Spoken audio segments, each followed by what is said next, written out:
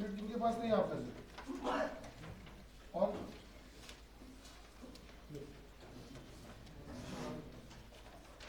और कोई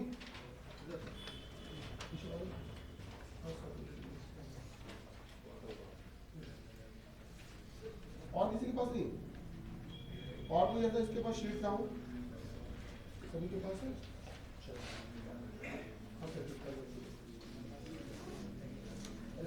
रमेश बेटा आंसर देखो वहीं पर होंगे मेरे ख्याल से, मेरे पास।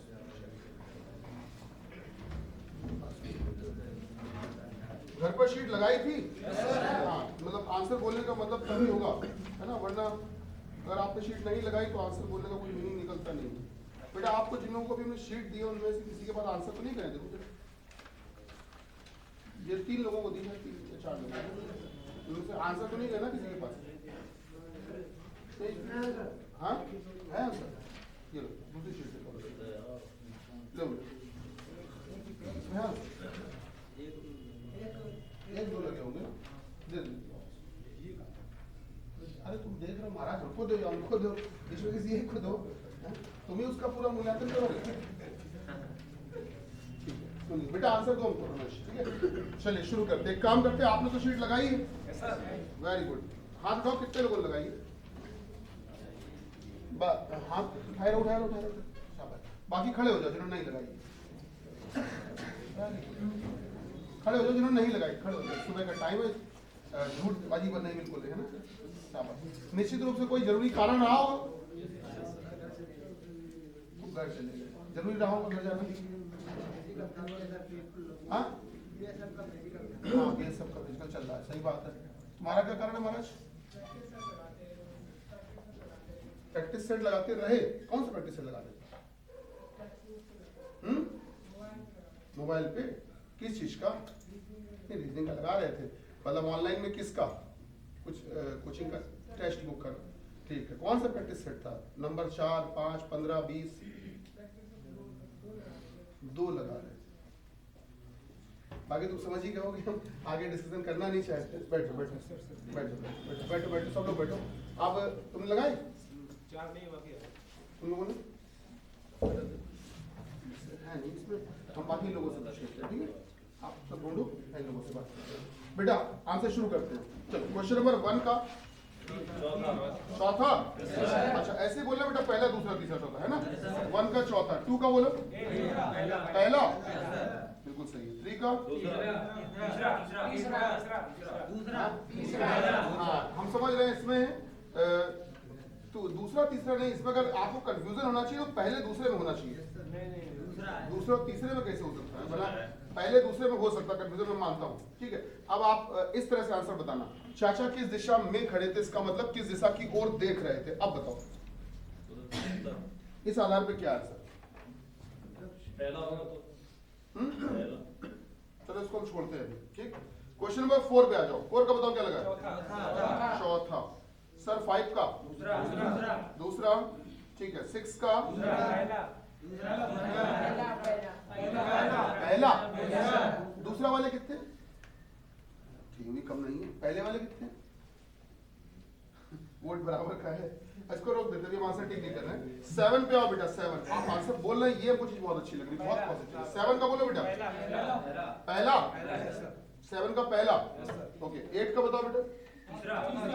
हाँ तीसरा ना, चलिए मैं तीसरा टिक कर लिया। 9 का 9, 10, 11 नहीं, चलो कोई बात, ये हम बताएंगे, ठीक है। अच्छा 9, 10, 11 के बाद बेटा 12 नंबर क्वेश्चन, आंसर है इनमें से कोई नहीं, लगा लो पांचवा 12 का। 13 पे आ जाते हैं। 13 का बोलो बेटा। 13 का दूसरा, बिल्कुल सही है सर। 14 का बताइए। दूसरा दूसरा, ठीक है। 14 का दूसरा लगा लिया बेटा। 15 का लगवाओ, चौथा लगा लिया चौथा। 16 का बोलो भैया।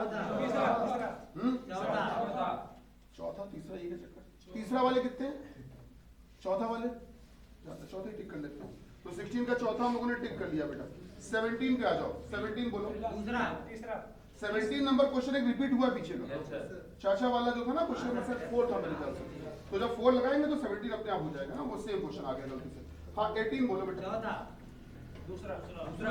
दूसरा टिक कर लिया। सर 19 बोलिए। दूसरा हाँ वो सब कैंसिल हो रहा है दूसरा दूसरे में बराबर बराबर है। यस सर बढ़िया, दूसरा टिक कर लेते हैं। 19 का दूसरा सही। 20 का बोलो। दूसरा 20 दूसरा लगाया कि नहीं? यस सर नहीं पहुंचे, चलो कोई बात नहीं। और 21 चौथा 21 का भैया दूसरा यस सर सही। 22 का पहला, 21 का दूसरा सही 21 का दूसरा सही है, 22 का पहला सही है, 23 का तीसरा लगाइएगा। लगा लिया? ये जो बोल रहे हैं यही सही है। 21 का दूसरा, 22 का पहला, 23 का तीसरा। लगा पाए नहीं? यस सर अच्छा, अब ये बताओ, ये इसके आगे क्या लगा है? 24 25 24 का है चौथा। लगा लो, टिक कर लो, हम बता दे रहे हैं आपको। 24 का है चौथा और 25 का है पहला। ठीक है, हम बता देते हैं कैसे। चलो शुरू करें। इसमें बहुत अलग अलग तरह के सवाल हैं, अच्छे अच्छे, मतलब इसमें पजल बेस्ड क्वेश्चन भी आपने गौर किया होगा। आइए देखते हैं।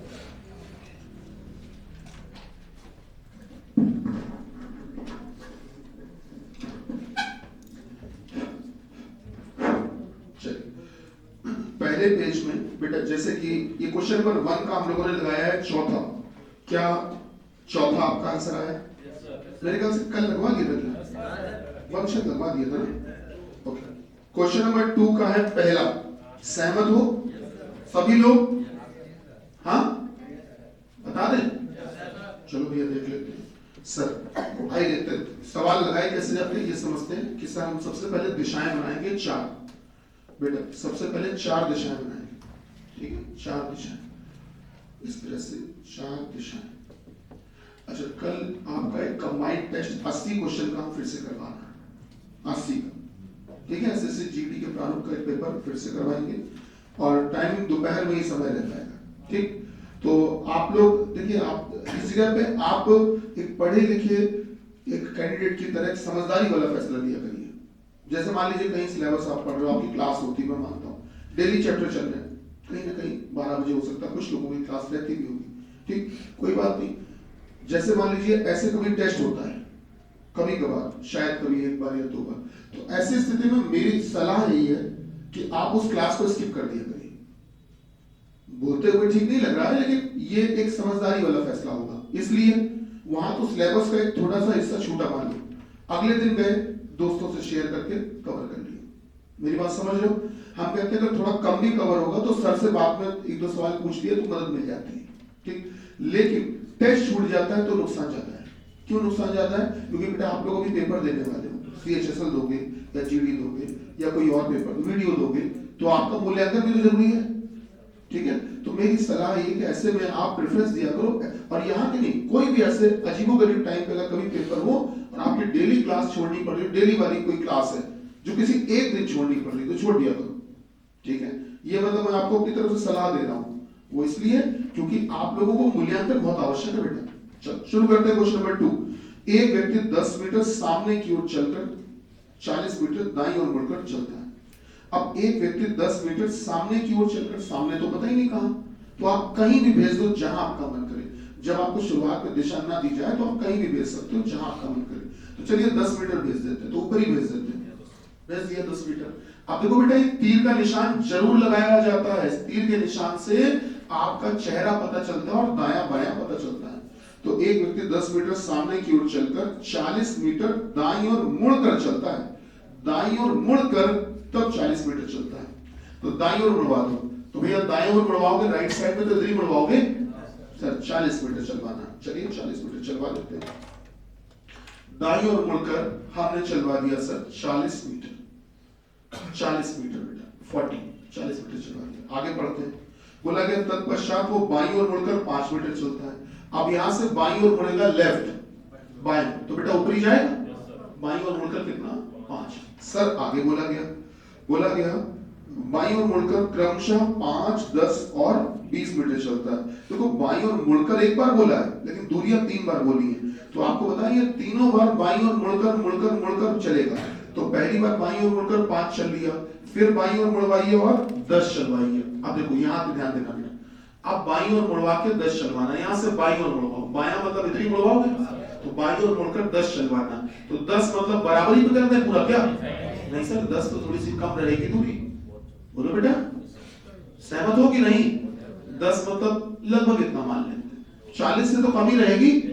अच्छा, बाईं ओर मुड़कर 10, फिर से बाईं ओर मुड़कर कितना? 20। अब बेटा आपको बाईं ओर मुड़कर 20 चलना है, तो अब बाईं ओर मुड़ना तो नीचे चलोगे, और 20 मीटर, तो 20 मतलब लगभग इतना। अब थोड़ा समझदारी आपको दिखानी होगी, कैसे दिखाओगे बेटा? गौर करो, ये कितना था? ये कितना है? 10।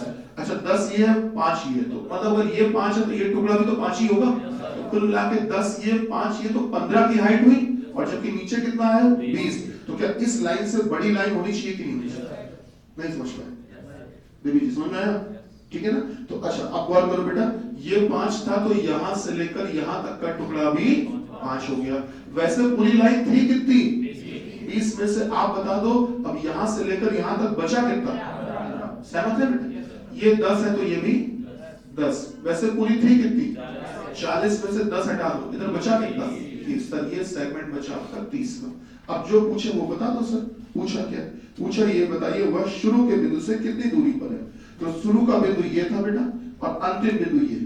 आपको ये डिस्प्लेसमेंट, ये विस्थापन निकालना है। तो ये निकालने के लिए काम करो, यहां से सामने परपेंडिकुलर कर दो, लंब खींच दो। अब अगर ये टुकड़ा 30 का है तो नीचे ये भी 30, अगर ये 10 है तो ये भी 10। सही बात है बेटा? अच्छा एक बात बताओ, यहां से यहां तक पूरी तो 15 थी, 15 में से 10 हट गया तो नीचे बचा कितना? 5। अब सर ये 30 है, ये 5 है, आप बताइए क्या आप त्रिभुज PQR में पाइथागोरस थ्योरम लगा पाएंगे?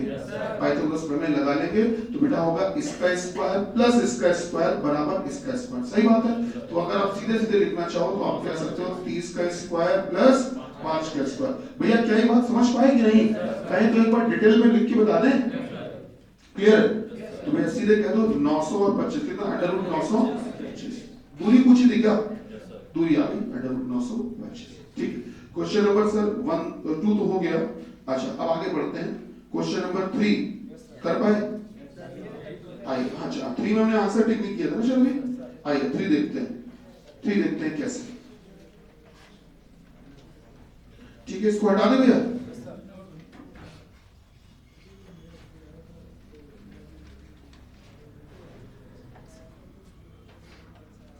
आंसर मिल गया? चलो ठीक है, तो क्वेश्चन नंबर 3 देखते हैं बेटा। क्वेश्चन नंबर 3 गौर करिएगा सर। 3 में क्या करें बेटा? हटा देना है।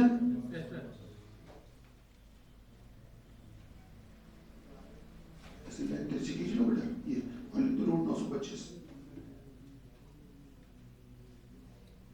दूरी आपके हिसाब से घर पे बांट लेना। चलिए शुरू करते हैं। अच्छा सुबह सूरज निकलता कहां से? पूर्व से, है ना? चलिए, और शाम को अस्त कहां होता है? पश्चिम। ठीक है, इनके मुताबिक ही हमको सवाल लगाने होते हैं। तो एक काम करते हैं, ये सूरज वाला सवाल जो ये है, सूर्योदय या सूर्यास्त वाला, परछाई वाला, ये एक बार सवाल लगा लेंगे तो ये जीवन भर के लिए हमको एक ही कॉन्सेप्ट काम आएगा। ठीक है, बदलता कभी नहीं है, एक बार सीख लो हमेशा काम आएगा। ये नहीं कि तुम अगले सवाल में फिर शुरू से काका काका शुरू करो, नहीं बेटा, एक बार सीख लेते हैं। देखो 4 बजे शाम के बाद रमेश विद्यालय से लौट रहा था। अब सब लोग देखना, गौर करना। 4 बजे शाम के बाद रमेश विद्यालय से लौट रहा था और उसने अपने चाचा को विपरीत दिशा से आते हुए देखा। ठीक, तो शाम के समय की बात है, शाम की इवनिंग टाइम। तो शाम के समय जो सूरज होता है वो कहाँ होता है? ये हमने बना दिया सूरज। चलिए ये सूरज हो गया। अच्छा, चाहे सुबह का सवाल हो चाहे शाम का, हमेशा ध्यान रखना जब आप 2 व्यक्तियों को खड़े करोगे, इन सवालों में 2 ही व्यक्ति आते हैं, परेशान मत होना, है ना? तो वो जो 2 व्यक्ति होंगे वो हमेशा उत्तर और दक्षिण में ही आएंगे, हमेशा, इसके अलावा कहीं नहीं आएंगे, हमेशा उत्तर और दक्षिण में ही आएंगे। ठीक, आपने 2 व्यक्ति खड़े कर दिए, उत्तर और दक्षिण, उत्तर और दक्षिण। ठीक, शाम का समय था तो सूरज को हमने बना दिया पश्चिम। अब इसमें से लाइट इमिट हो रही, प्रकाश उत्सर्जित हो रहा, खूब सारी रोशनी निकल रही, और ये रोशनी जो है वो बेटा दोनों ही लोगों पे पड़ रही है। जब दोनों लोगों पर रोशनी पड़ेगी तो जाहिर सी बात है, जब रोशनी पड़ेगी तो क्या इनकी परछाइयां बगल में बनेगी? तो इन भाई साहब की परछाई कुछ ऐसे बन गई है, और इन भाई साहब की परछाई भी इनके बगल में कुछ ऐसे बन गई बेटा, इस प्रकार से ये परछाइयां बन गई बगल में। सूरज की रोशनी पड़ी, परछाइयां बगल में बन गई। अब ध्यान देने वाली बात ये है सर कि अब आप एक काम करो, ये जो ऊपर वाला तीर का निशान है ये वाला, इसको आप भूल जाइए, मतलब ये लाइन पूरी भूल जाइए, केवल परछाई देखना, केवल परछाई। तो अब आपको गौर ये करना है कि ये दोनों की दोनों परछाइयां इस नीचे वाले व्यक्ति के दाहिनी तरफ बन रही है। क्या इस बात से आप सहमत हैं? जैसे मैं आपसे ये कह दूं कि मैं यहां पर खड़ा हूं, मेरे दाहिनी तरफ ये पोडियम रखा है, बिल्कुल रखा है, मेरे दाहिनी तरफ ये दीवार है, बिल्कुल है सर, वो जो सामने सीढ़ियां हैं वो भी मेरे दाहिनी तरफ है। आपको लगेगा कि सीढ़ियां तो गुरुजी आपके सामने है, सामने नहीं, मेरे दाहिनी तरफ है। ध्यान रखना, हमारा दायां केवल ये बगल में नहीं होता है, जहां पे हम खड़े हैं वहां मेरे चेहरे के जो भी इस तरफ हुआ, मेरे फेस के जो कुछ भी इस तरफ हमको दिख रहा वो सब मेरा दायां है, और मेरे चेहरे से जो कुछ मुझे इस तरफ दिख रहा वो सब मेरा बायां है। तो अगर मैं आपसे कहूं सीढ़ियां मेरे दाहिनी तरफ है, बिल्कुल है, क्या मेरी बात समझ पा रहे हो बेटा? ध्यान रखना, चेहरे के इस तरफ है तो दाएं ही है, क्लियर हुआ? तो अगर आप गौर करोगे तो ये दोनों की दोनों परछाइयां इस नीचे वाले व्यक्ति के किस तरफ बन रही हैं? दाहिनी तरफ बन रही है। तो बेटा ये दोनों की दोनों परछाइयां नीचे वाले व्यक्ति के दाहिनी तरफ, राइट साइड में बन रही हैं। अच्छा, अब एक काम करो, आप नीचे वाले व्यक्ति को भूल जाओ, अब केवल ऊपर वाले व्यक्ति को देखो और दोनों परछाइयों को देखना। तो ये दोनों की दोनों परछाइयां इस ऊपर वाले व्यक्ति के किस तरफ बन रही हैं? बाईं तरफ बन रही है, लेफ्ट साइड में। क्या इस बात को समझ पाए? क्लियर है? तो ये फिक्स हो गया हमेशा के लिए। शाम वाला सवाल कभी भी आएगा, हमेशा ध्यान रखना, ऊपर लेफ्ट, नीचे राइट। और अगर आपने शाम वाला सीख लिया तो सुबह वाला अपने आप याद हो गया। देखो कैसे याद करने का तरीका आपको बताते हैं। आप एक काम करेंगे, जैसे आपने शाम के लिए बोल दिया कि शाम के टाइम नीचे, नीचे राइट होता है, ठीक है, आपने क्या याद कर लिया? नीचे क्या होता है? राइट होता है। तो अगर शाम के समय, और लेफ्ट मत याद करना, अरे अगर नीचे राइट होगा तो जाहिर सी बात है फिर ऊपर ही लेफ्ट होगा, तो क्यों हम दोनों को याद करें? हम सीधे बोलते हैं शाम के समय नीचे राइट होगा, तो सुबह के टाइम इसका उल्टा होता है, सुबह के टाइम नीचे क्या होता है? लेफ्ट। मेरी बात समझ रहे?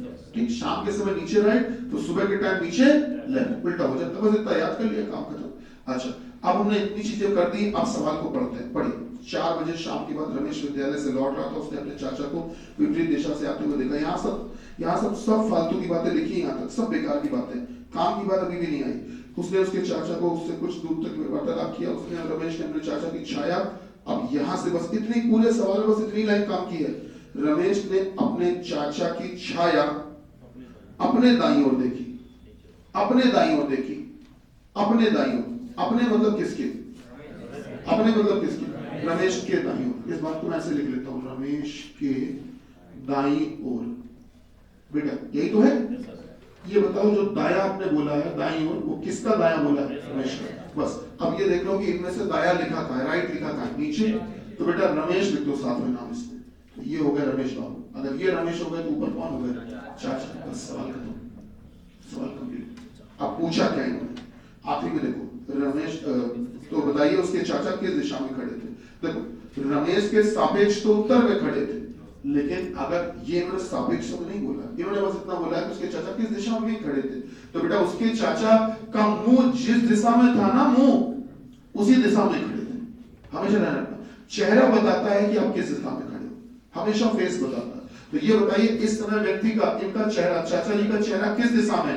दक्षिण में। तो चाचा दक्षिण में खड़े, दक्षिण में खड़े। इसको बोला कैसे जाता है? ये भी कह सकते हो कि चाचा जी जो है वो दक्षिण में खड़े हैं, ये भी कह सकते हो, या ये कह सकते हो, या ये कह सकते हो। इसी बात को एक तरीके से और बोला जाता है, चाचा जी जो है वो दक्षिण की ओर उन्मुख है, उन्मुख, दक्षिण की ओर उन्मुख है। अगर आप में से लोग हिंदी पढ़ रहे होंगे तो मेरे ख्याल से उन्मुख का मतलब बेहतर जानते होंगे, है ना? उन्मुख है, चाचा जी जो है दक्षिण की ओर उन्मुख है।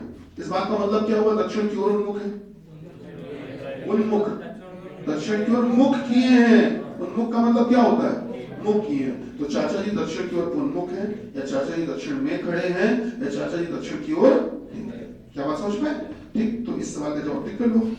जैसे आपने 3 नंबर टिक किया, एक और आपका लग गया होगा, क्वेश्चन नंबर 17।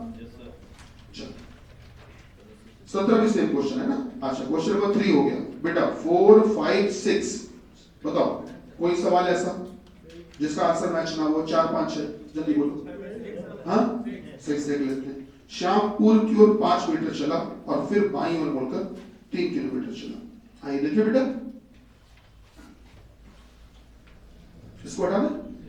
श्याम पूर्व की ओर कितने मीटर चला? 5 मीटर।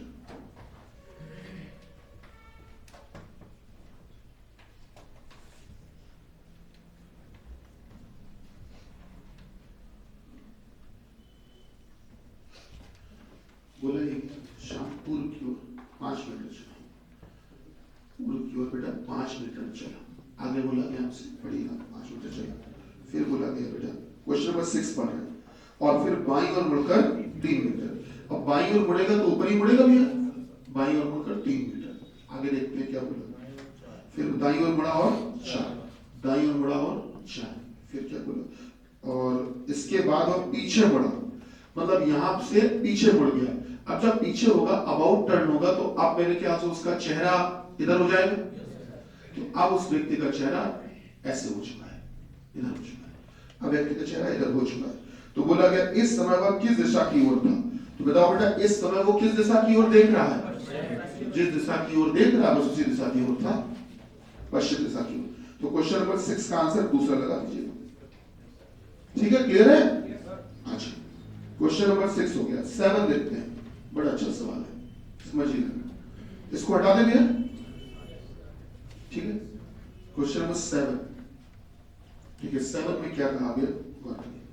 बोला ये गया रिया अपने घर से 90 मीटर उत्तर की ओर चली। तो मान लेते हैं ये है रिया जी, 90 मीटर उत्तर में गई, 90 मीटर उत्तर में चली। ये रिया का घर है,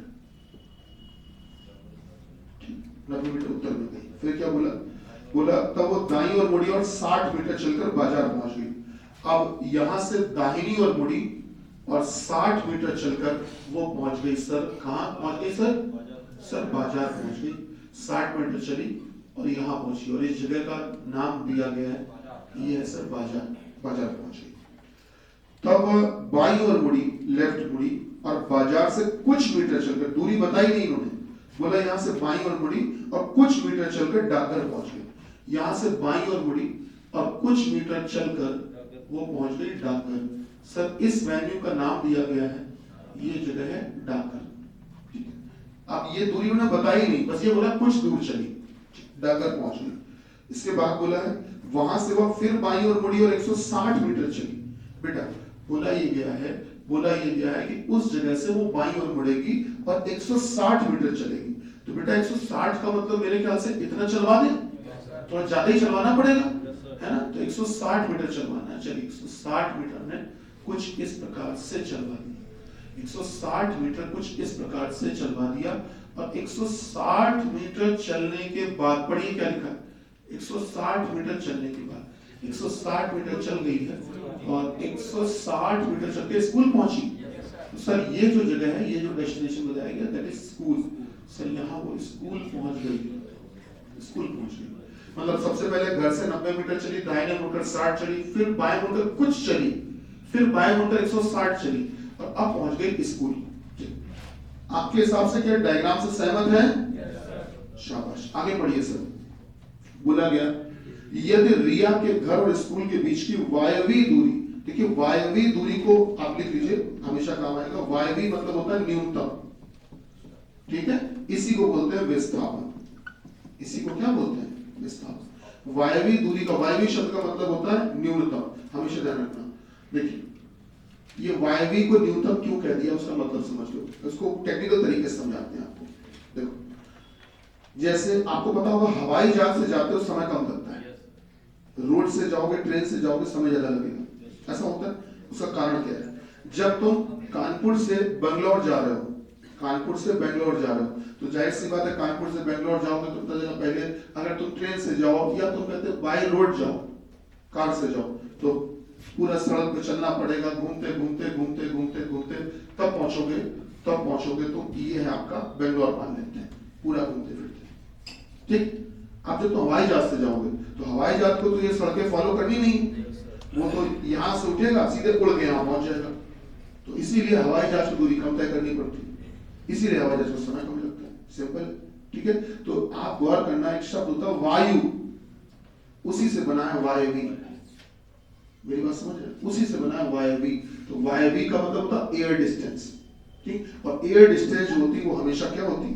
न्यूनतम होती है, हमेशा एयर डिस्टेंस बोलते हैं इसको, ठीक है। तो इसको हवा में दूरी भी कह सकते हो सरल भाषा में। तो ये कहा गया रिया के घर और स्कूल के बीच की वायवी दूरी, रिया के घर और स्कूल के बीच की वायवी दूरी कितनी दी गई है? 260 मीटर दी गई है। तो बेटा रिया के घर और स्कूल के बीच की वायवी दूरी मतलब कि आपको मेरे ख्याल से ये भी दे रखी है सर। सर बोलिए, दे रखी ना? और सर ये दूरी दे रखी उन्होंने कितनी? 260 मीटर, 260 मीटर दे रखी। बहुत बढ़िया बात है, 260 मीटर दे रखी। अब आपसे पूछा क्या, वो समझ लेते हैं। बोला गया तो बाजार तथा डाकघर के बीच की वायवी दूरी कितनी है? तो बाजार तथा डाकघर के बीच की, बाजार और डाकघर का ये टुकड़ा निकालना है। अभी निकल आएगा, कोई दिक्कत नहीं है। जरा गौर करो बेटा, अगर मैं आपसे कहूं कि आप इस लाइन को आगे एक्सटेंड कर दो, बढ़ा दो, बढ़ा सकते हैं परपेंडिकुलर। तो अब आप मुझको ये बताइए, ये अगर नीचे 60 था तो ऊपर में कितना होगा? 60। वैसे पूरी लाइन थी कितनी? 160 में से अगर 60 हटा दें तो इधर बचा कितना? 100। भैया क्या इस बात से सहमत है? अब अगर हमको किसी तरह से जुगाड़ से ये लाल वाला टुकड़ा पता चल जाए तो जितना ये होगा उतना ही वो होगा, ठीक। अब ये पता लगा लेंगे, आइए देखते हैं कैसे लगाते हैं। समझना, अब सवाल को चाहो तो अपने तरीके से, छोटे तरीके से भी सॉल्व कर सकते हो। कैसे करोगे? गौर करिए। जैसे अगर आपसे मैं ये कहूं बेटा कि 0 0 को थोड़ी देर के लिए हटा दो, कैलकुलेशन नहीं तो बड़ा होता है, 0 को थोड़ी देर के लिए आप हटा दो, सभी में से एक 0 का मतलब ये नहीं कि इसके दोनों हटा दो, एक 0 हटा दो। अब आपको एक बात अच्छी तरह से पता है कि कर्ण का स्क्वायर बराबर लंब का स्क्वायर प्लस आधार का स्क्वायर। कर्ण कितना है? 26, ठीक। 26 का स्क्वायर होता है कितना? 676। क्या इस बात को आप मानते हैं? ये स्क्वायर प्लस ये स्क्वायर। अब ये बताओ ये दूरी कितनी लिखी है? 10। 10 का स्क्वायर बेटा 100। शाबाश, 100। तो अगर ये 100 आ गया तो 100 में अगर हम 576 जोड़ दें तो बताओ 676 हो जाएगा। ये 576 कितने का स्क्वायर होता है? बोलो बेटा 24 का। ये 24 का स्क्वायर होता है। इसका मतलब है कि ये दूरी 24 होनी चाहिए। अब अगर ये 24 हो जाए तो 24 का स्क्वायर प्लस 10 का स्क्वायर बराबर 26 का स्क्वायर हो जाएगा। अब ये 24 कैसे हो सकती है? 9 ये ऊपर का टुकड़ा ऐसा कितना रख दें कि इसको और 9 को जोड़ के 24 आ जाए? 15 रख दें। 15 और 9 कितना होता है? 24। अब याद करो तुमने सभी के 0 हटाए थे, अब सबके 0 वापस कर दो, सभी के 0 वापस कर दो, 0 सबके आखिरी में आप 0 वापस कर दो। तो बेटा इनको भी तो 0 दोगे, सबको 0 देना पड़ेगा। आंसर आ गया। मेरी बात समझ लो, आप जल्दी ऐसे सॉल्व कर सकते हो बिना समय गंवाए। अब अगर ईमानदारी से सॉल्व करोगे तो कैसे करोगे? देखो ये तो शॉर्टकट वाला काम हो गया, ईमानदारी से कैसे करोगे? और वैसे आपको बताया अगर आपको थोड़ा सा मैथ्स आपका ठीक है, थोड़ा, बहुत ज्यादा नहीं, थोड़ा अगर आपको पाइथागोरस प्रमेय वगैरह आती है, वर्ग याद है आपको 30 तक के कम से कम, तो आप ऐसे सवाल बड़ी जल्दी कर सकते हो। तो गौर करना बेटा, समझो बात को कि अगर आप इसमें त्रिभुज बना दो बेटा, क्या पी क्यू आर, आपने त्रिभुज पी क्यू आर बना दिया। तो अगर पी क्यू आर की बात करें तो इसमें अगर आप मान लो थोड़ी देर के लिए कि इस वाले टुकड़े को आप x मान लेते हो, x, ठीक। तो अब आप पाइथागोरस थ्योरम लगाओगे तो कैसे लगाओगे? पी आर का स्क्वायर बराबर पी क्यू का square sir plus R Q का, या क्यू आर का स्क्वायर भी कह सकते हैं ना। चलो पी आर आपको दे रखा, पी आर कितना दिया? 260 ना, 260 का स्क्वायर बराबर पी क्यू कितना दिया बेटा? 90 प्लस x का whole square plus Q R कितना दिया? 10 का स्क्वायर मतलब 100 है ना। 26 260 का स्क्वायर तो 26 का होता है 676 और 676 में आप पीछे 0 बढ़ा दो बराबर उधर क्या हो जाएगा? 90। अभी मत करना, अभी मत सॉल्व करना, ठीक है, अभी मत सॉल्व करना, थोड़ा बचो इससे, क्योंकि a प्लस b का होल स्क्वायर लगाओगे बहुत टाइम लग जाएगा। तो ये 10 का स्क्वायर था, इसको पक्षांतर कर दे इधर, तो बेटा एक काम करते हैं, इसको इधर भेज के माइनस हम कर देते हैं। 10 का स्क्वायर कितना बेटा? 100, सॉरी 100, हाँ 100 का स्क्वायर, 100 का स्क्वायर, आप सही चल रहे हैं? 100 का स्क्वायर कितना? 10,000। अब ठीक है, ये समझ पाए आप लोग? कोई बहुत कठिन काम नहीं हुआ है, ठीक है बेटा। ये 676000 में से आपने 10,000 घटा दिया, जब घटाओगे तो ये आएगा 57600 बराबर क्या है 90 प्लस x का होल स्क्वायर। अब वहां से होल स्क्वायर हटा के क्या इधर स्क्वायर रूट लगा सकते हो।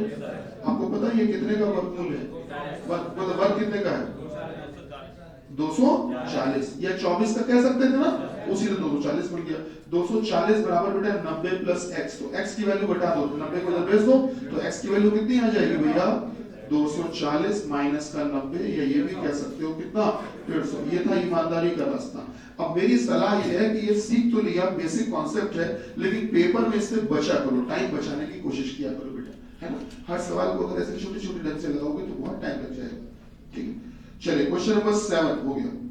8 का आंसर हमने लगवाया, मतलब आपने लगवाया हमको तीसरा। क्या आप सहमत हैं? मैच हो रहा है कि नहीं? हो गया ना। आइए सवाल नंबर 9, 10, 11 बहुत इंपॉर्टेंट है, बहुत इंपॉर्टेंट है। 9, 10, 11 के निर्देश पढ़ लो। क्या दिए? a परसेंटेज b का अर्थ है कि a b के या तो 6 मीटर या 14 मीटर उत्तर में है। फिर $1 b का अर्थ दिया है कि a b के 12 मीटर दक्षिण में, और भी तमाम सारी बातें दी गई। चलो ठीक, सीधे आते हैं सवाल पे। भैया इसको हटा दे।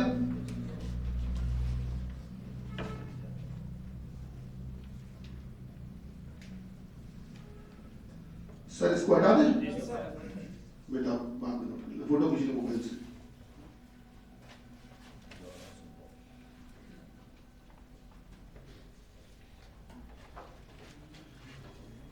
अच्छा, आज से 11 बजे से नॉन वर्बल रीजनिंग की क्लास शुरू हुई है, मतलब 11 वाले बैच में शुरू हुई है। अगर आप में से किसी को भी नॉन वर्बल रीजनिंग पढ़ना हो तो आ सकता है, मतलब आपके बैच में तो होगी, लेकिन मैंने इसलिए बता दिया कि अगर मान लो पहले से पढ़ना है, आपका एसएससी जीडी का पेपर लगा होगा मान लो, और आपको लगता है कि पेपर तो अभी आ गया, और मान लीजिए आपके बैच में भी कुछ दिन बाद होगी, 2-4 दिन बाद या थोड़ा बाद में, तो इसलिए आप पहले से भी पढ़ना चाहें या पढ़ चुके हो तो रिवीजन करना चाहो, ठीक है, ऐसा कुछ भी हो तो आप आ सकते हो 11 बजे भी। इसका ये मतलब नहीं कि 11 बजे आओ तो इसमें आना बंद कर दो, इसमें तो आना ही आना है। ये आपका बैच है, वो एक्स्ट्रा में है 11 बजे, आप उस पर भी आ सकते हो। तो आज से स्टार्ट हुई है, मेरे ख्याल से 3-4 दिनों में पूरी हो जाएगी। तो आज पहला दिन होगा, इंट्रोडक्शन से शुरू करेंगे और आज कुछ सारे कॉन्सेप्ट बताएंगे उसमें। बेटा इसको हटा दें।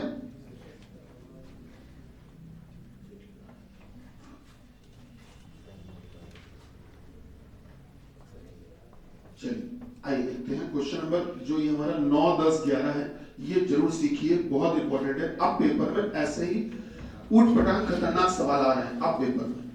देखो क्वेश्चन नंबर 9, 10, 11 निर्देश इन्होंने दे दिए। अब गौर करना बेटा कि क्वेश्चन नंबर जो 9 है आपका 9, क्वेश्चन नंबर 9 के ठीक ऊपर इन्होंने कुछ समीकरण दिए हैं, छोटे छोटे टुकड़े। किस रूप में दिए मैं लिख देता हूं। y परसेंटेज हैज j, मिला? Yes sir. मिला ना? कॉमा, फिर अगला टुकड़ा क्या दिया? m हैज k, फिर क्या दिया? y percentage m, comma j percentage k। देखो अब आपको करना क्या, ये आपको इन्हें छोटे छोटे समीकरण दिए हैं, इन समीकरणों को आपको एक डायग्राम का रूप देना है, एक चित्र का रूप देना है। कैसे देंगे समझते हैं। यहां पर बीच में 2 निशान लगे, 2 चिन्ह।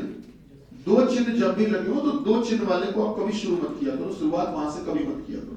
हमेशा शुरुआत करना जहां पर 1 चिन्ह लगा हो, कभी भी कोई भी प्रश्न हो। ऐसे आप प्रश्न ब्लड रिलेशन में भी आ रहे हैं, ब्लड रिलेशन में भी आ रहे हैं, मैंने एक लेक्चर क्लास में करवाया भी था, अगर आपको शायद याद हो। तो अब ब्लड रिलेशन में भी 2 चिन्ह वाले आने लगे। पहले क्या होता था कि a प्लस b का अर्थ है कि a b का बेटा है, a माइनस b का अर्थ है कि a b की बहन है। अब क्या करते हैं, वो बोलते हैं कि बताइए p plus minus q, p plus minus q। अब आप सोचो कि बीच के 2 निशानों को आप कंप्लीट करके तब रिश्ता बता पाओगे। तो जब भी कभी 2 निशान दिए हो तो 2 निशान वाले से कभी शुरू मत करना, शुरू करना सिंगल वाले से। अब एक एक चिन्ह तो सभी में है तो किसी से भी शुरू कर सकते हो, कोई दिक्कत नहीं। चलिए अब m हैज कैसे शुरू करते हैं बेटा। m हैज k, इसको हैज बोलते हैं। m हैज k का अर्थ वही होगा जो ऊपर पढ़ो निर्देश, ऊपर निर्देश पढ़ो।